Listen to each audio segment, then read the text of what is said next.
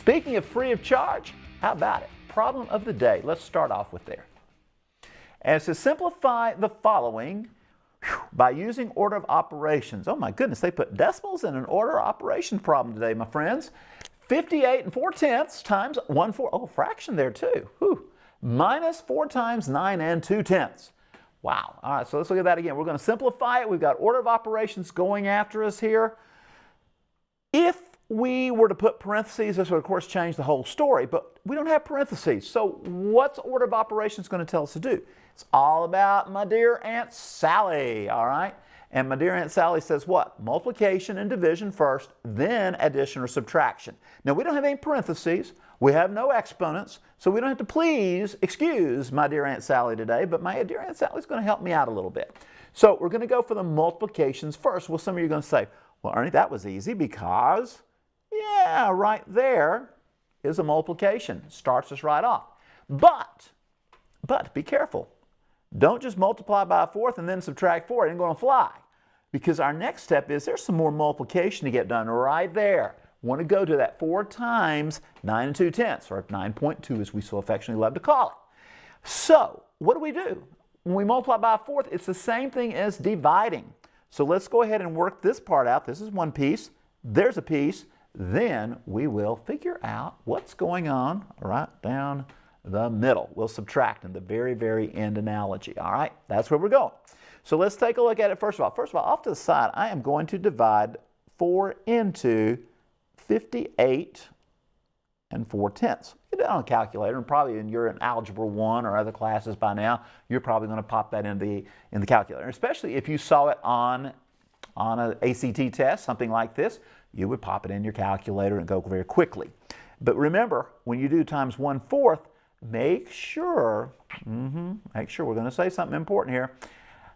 Either change that to a decimal or as 2500ths or 0.25, or make it a divided by 4, all right? And it will work just as well. Because sometimes when we get that 1 in there, the calculator sometimes may get a little bit sensitive to the fact you're still multiplying times 1 and divide by 4. It should work fine, but you just want to make sure, all right? So let's do it. 4 divided into here real quickly. I have 4 goes into 5. We know it'll go 1 time, times it gives us 4, all right? That was easy. Remember, we're multiplying this thing through. I hope it comes out even. That's my next big worry. We got 4, we'll subtract from the 5. That's going to give us 1. Bring down your 8. Pop up a 4, because that's 4 goes into 18. It doesn't go in there exactly, but 4 is close, because 4 times 4 is going to give us, you got it, 16. So we'll put a 16 right underneath there. And I got a 2 left to go with, and I have, it looks like another 4 coming down here. We've got a lot of 4s running through this problem all over the place, don't we? And we're going to now say 4 into 24. Life is good because it goes in there even, goes 6 times.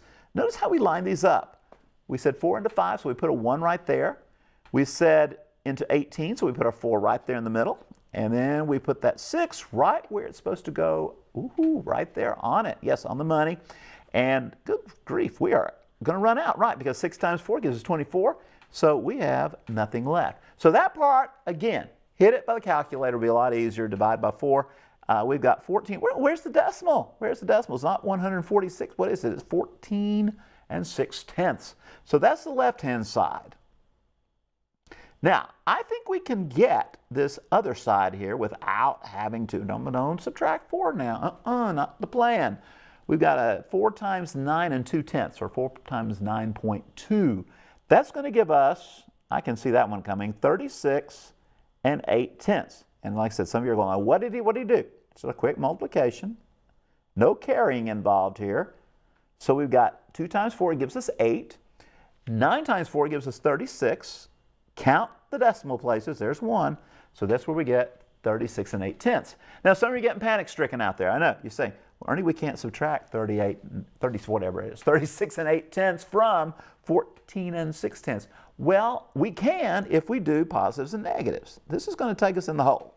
All right, so we're going to basically add the negative 36 and 8/10 to our 14 and 6, which means we're really subtracting it, which is where we start anyway. But what are you going to do? You're going to keep that negative sign on the final answer. By the way, this one comes out pretty nice. It looks like it's 22 and 2/10 with a big whopping negative in front of it. That's what's going to happen. Now, I know everybody says, well, you said something about the calculator. Will it give it to us? It should. If it knows the following, if the order of operations, your graphing calculator does a really good job of this. And you're allowed to use these on ACTs and SATs. So take advantage of them when you get a problem like this and you're not quite sure where to go and you don't want to waste a lot of time doing all that, as I would roll my finger through there. Let's take a look at it on the calculator here. We got 58 and 4/10. And I'm going to go ahead and divide by 4 there, all right, because that's what we did. Basically, when we multiplied by 1/4 meant we divided by 4. Then we're going to take and subtract 4 times 9 and 2/10. Remember, multiplications and division, it doesn't matter which way they are, they're going to be worked left to right. MD just is a nice little notation, but multiplication and division get equal treatment. Let's see if we get that negative 22 and 2/10. That's exactly what we get. So easy, quick check. And also, notice I put all those things right in there. Can we go back to the calculator just a minute? Notice, ladies and gentlemen, I put all those things in there in a row because that's what's the neat thing about a graphing calculator. I don't have to do, okay, let's see what that divided by 4 is. Okay, now let's see what 4 times 9 and 2/10 is. Okay, now we'll subtract. We can do it all in one fell swoop with the graphing calculator. So on an ACT, SAT, those kind of tests, go with it. Use those calculators. They're easy to use. If you're doing it on a regular test without being allowed to use calculator or non-calculator part, which a lot of our tests do, you got it. My dear Aunt Sally will take care of you and you can do your little work off the side, okay?